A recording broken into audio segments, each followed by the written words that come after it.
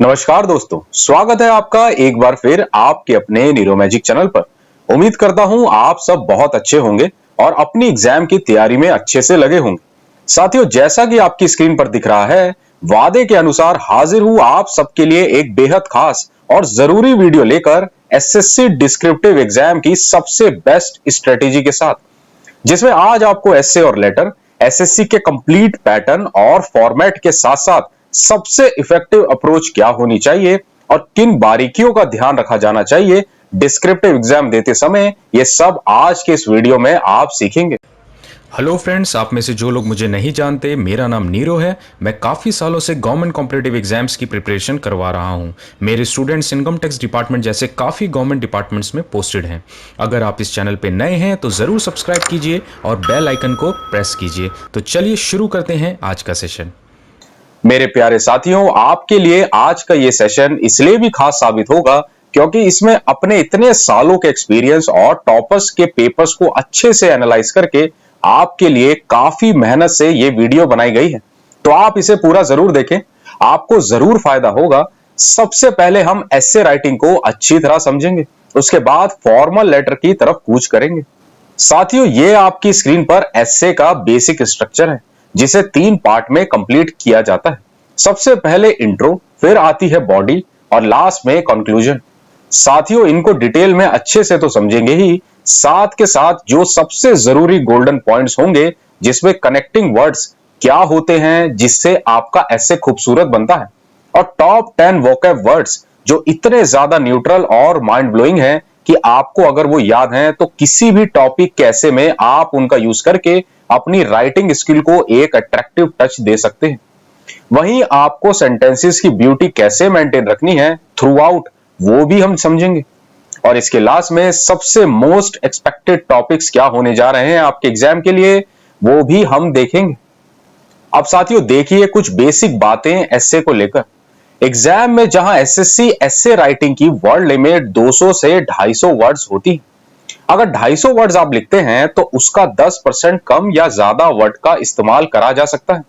फिर भी आप उससे भी अगर ज्यादा लिखें तो वो आपका इवेल्युएट नहीं होगा।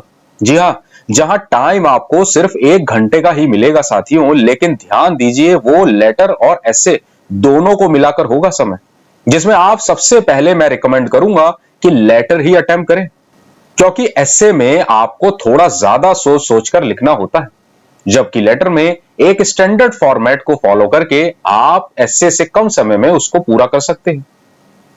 अब नीचे देखिए, ये आप एक टेबल देख रहे होंगे जहां सिर्फ बॉक्सेस हैं और यही आपकी आंसर शीट होती है, जिसमें हर एक बॉक्स में आपको एक वर्ड ही लिखना होता है। मैं समझता हूं इतनी बात आपको क्लियर है।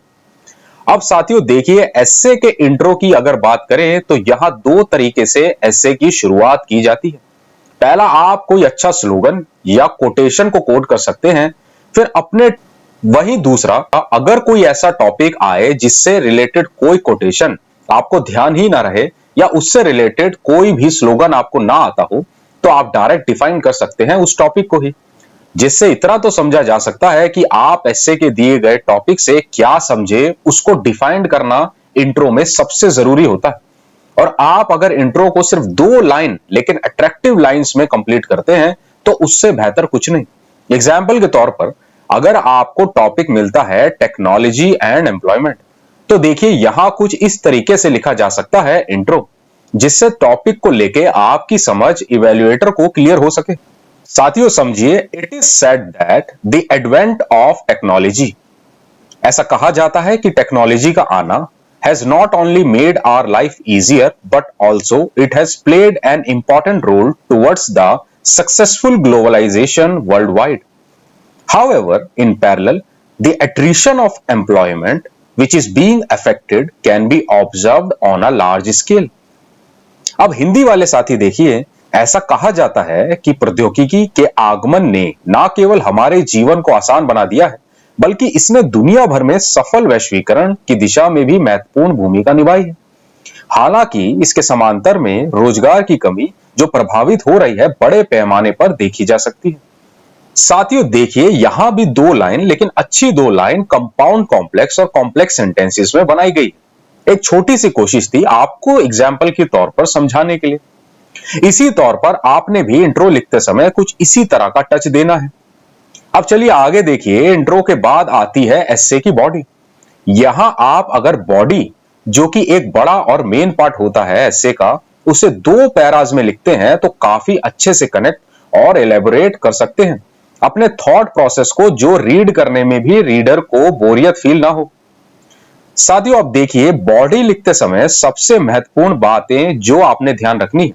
सबसे पहले तो आपको गवर्नमेंट ऑफ इंडिया यानी भारत सरकार के इनिशिएटिव्स, उसका रोल, या कोई उससे रिलेटेड बिल लाया गया हो, या सरकार की तरफ से उस टॉपिक पर कोई डायरेक्शन इशू हुई हो, ये आप आगे सबसे पहले मेंशन कर पाए तो उससे बेहतर कुछ नहीं।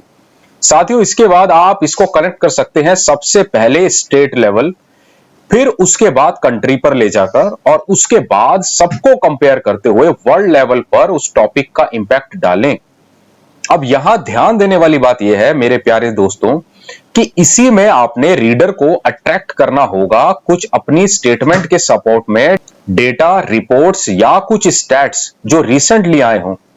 साथियों डेटा और स्टैट्स सबसे ज्यादा जरूरी है कि आप अपने एस्से में इन्हें इन्फ्यूज करें। मान लीजिए आपके पास कोई डेटा या स्टैट्स ही नहीं है, फिर क्या करेंगे? तो वही करेंगे जो आपको पता है।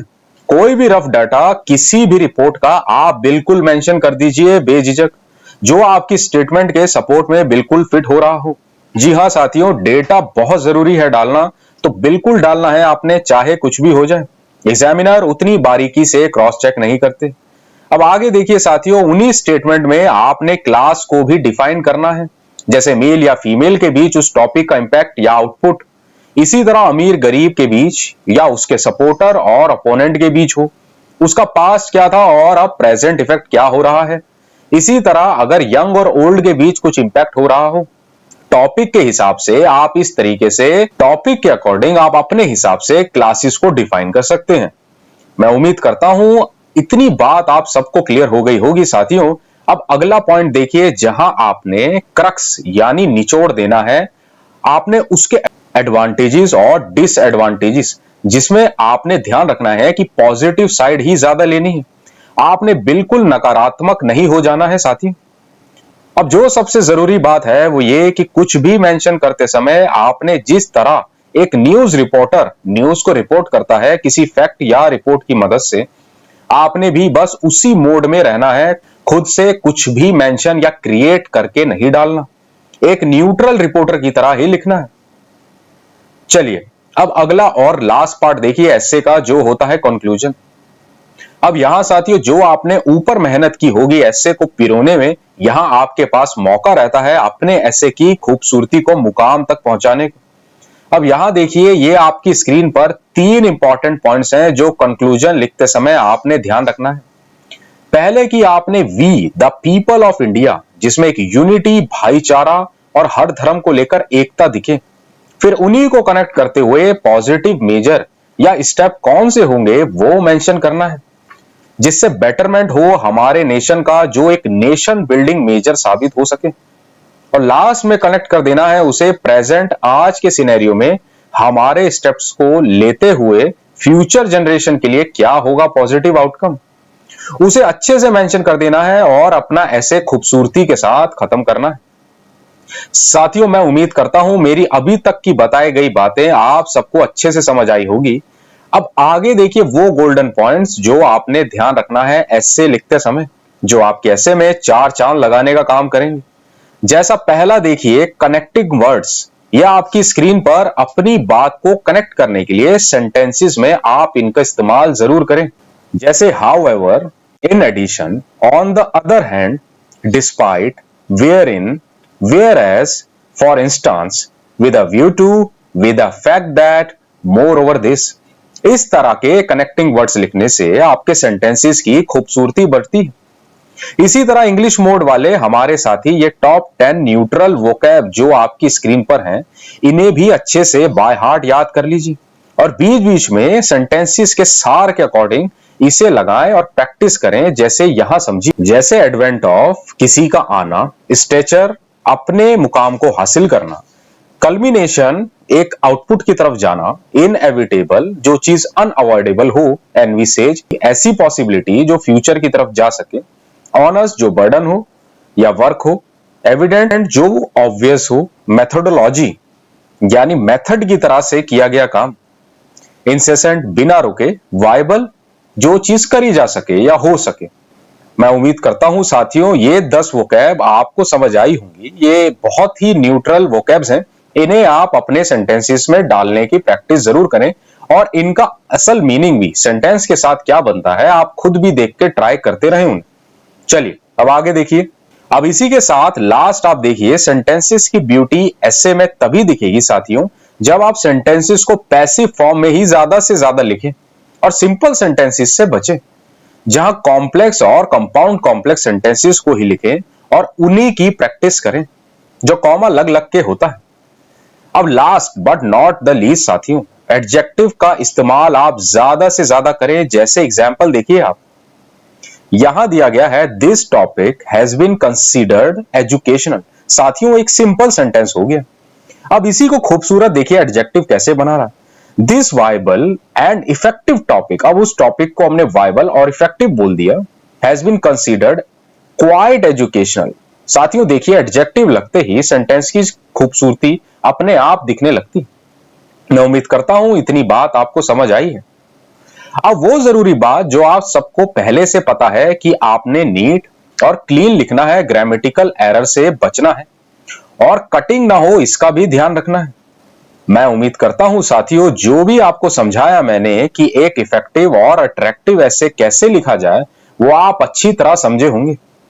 चलिए अब वो टॉपिक्स देख लीजिए ये आपकी स्क्रीन पर जो मोस्ट एक्सपेक्टेड हो सकते हैं आपके एग्जाम में पूछे जाने के, जैसे Agniveer Agnipath scheme, ban on single use of plastic, Azadi ka Amrit Mahotsav, Har Ghar Tiranga, technology से related, commonwealth games 2022, GST tax related scheme साथियों, privatisation, NRA CET for SSC bank and railway. ये टॉपिक तो आप में से हर किसी एस्पिरेंट को पता होना बेहद जरूरी है। नेशनल रिक्रूटमेंट एजेंसी जो आगे से एसएससी बैंक और रेलवे का एग्जाम करवाएगी। आगे देखिए unemployment and its remedial measure, globalization जिसमें रोल ऑफ इंडिया का क्या हो सकता है। साथियों अपनी समझ से जो भी मुझे बेस्ट लगा मैंने इसमें डालने की कोशिश की। आप इनकी लेटेस्ट टॉपिक्स की प्रैक्टिस जरूर करें, हो सकता है इनमें से ही आपके आने वाले एग्जाम में कोई टॉपिक मिले। चलिए साथियों आप देखिए लेटर राइटिंग का फॉर्मेट और पैटर्न एसएससी के बेस पर क्या है। यहां भी 3 पार्ट में हम फॉर्मल या इनफॉर्मल लेटर को कंप्लीट करते हैं। पहला इंट्रो, फिर बॉडी और लास्ट कंक्लूजन। यहां भी हम समझेंगे कि कैसे और क्या अप्रोच होनी चाहिए हमारी एक अच्छा और अट्रैक्टिव फॉर्मल लेटर लिखने की एग्जाम में। और लास्ट में कुछ इंप्रेसिव लाइंस मैं आपको दूंगा जो फॉर्मल लेटर्स में आप किसी भी टॉपिक्स में उसे यूज कर सकते हैं। और उसके बाद यूएफएम यानी एसएससी का एक मेजर जिसे अनफेयर मीन्स भी बोलते हैं, उससे बचने के टिप्स जहां आपको इतनी मेहनत करने के बाद एसएससी कहीं 0 अवार्ड ना कर दे।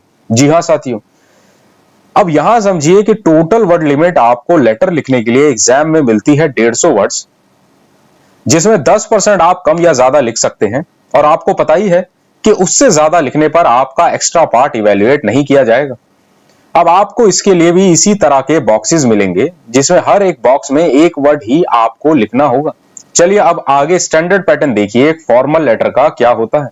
यहां साथियों सबसे पहले XYZ यानी सेंडर्स का एड्रेस आता है, उसके जस्ट नीचे डेट आप डाल देंगे। ध्यान रखना है कि सवाल में अगर सेंडर का एड्रेस या नेम दिया गया हो तभी आपने लिखना है, वरना XYZ या PQR ही लिखना है। खुद से इमेजिनेटिव एड्रेस भी नहीं डालना है आपने साथियों। अब इसके नीचे एक लाइन छोड़कर आपने रिसीवर्स का एड्रेस लिखना है और उसके नीचे सब्जेक्ट आपके लेटर का और लास्ट में सैल्यूटेशन सर या मैडम।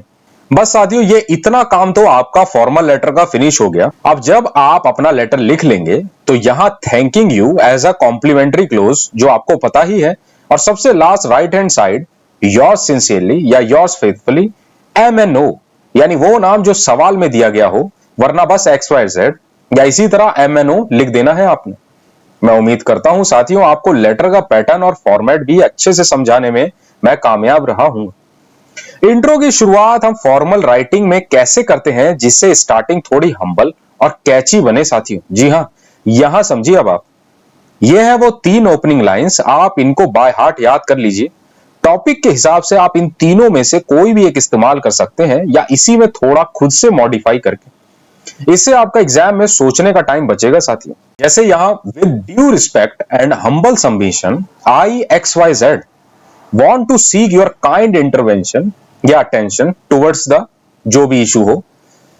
फिर दूसरा देखिए, I XYZ through this letter want to seek your kind intervention या attention। इसके बाद जो भी टॉपिक हो वो आप कनेक्ट कर सकते हैं। तीसरा देखिए, एज अ रिस्पॉन्सिबल या विजिलेंट सिटीजन ऑफ इंडिया, दोनों में से एक ही लगा सकते हैं आप टॉपिक के अनुसार।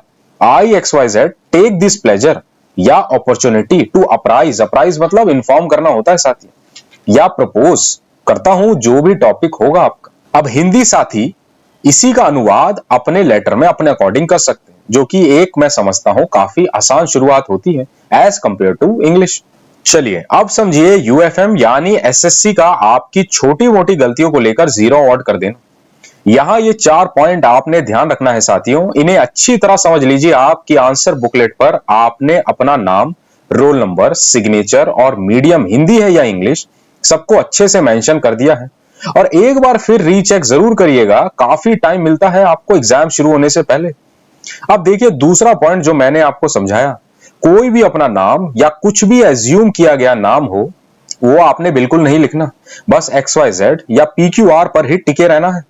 और लास्ट, लेटर में कभी छोटी को प्यार या मम्मी को नमस्ते इस तरह के अननेसेसरी लाइंस लिखने से आपको बचना है साथियों, क्योंकि SSC इसे UFM समझ लेती है और 0 दे देती है। ऐसा हमने देखा भी है, तो बचना भी है मेरे प्यारे साथियों लिखने के साथ साथ। आज का ये इंफॉर्मेशन से लेस सेशन आप सबको कैसा लगा, आप नीचे कमेंट्स में जरूर बताएं।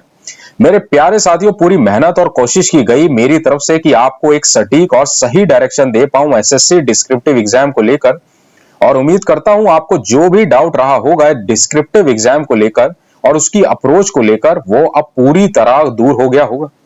अब इसी आशा के साथ कि आप SSC डिस्क्रिप्टिव एग्जाम में 70+ जरूर स्कोर करें, ताकि आपके इस भाई को आपसे ज्यादा खुशी मिल सके। अब लेता हूं अलविदा आप लोगों से, और मिलते हैं अब अपनी अगली वीडियो में और भी धमाकेदार और विस्फोटक कंटेंट लेकर। तब तक के लिए आप अपना ध्यान रखिए और अपनी तैयारी करते रहिए। जय हिंद।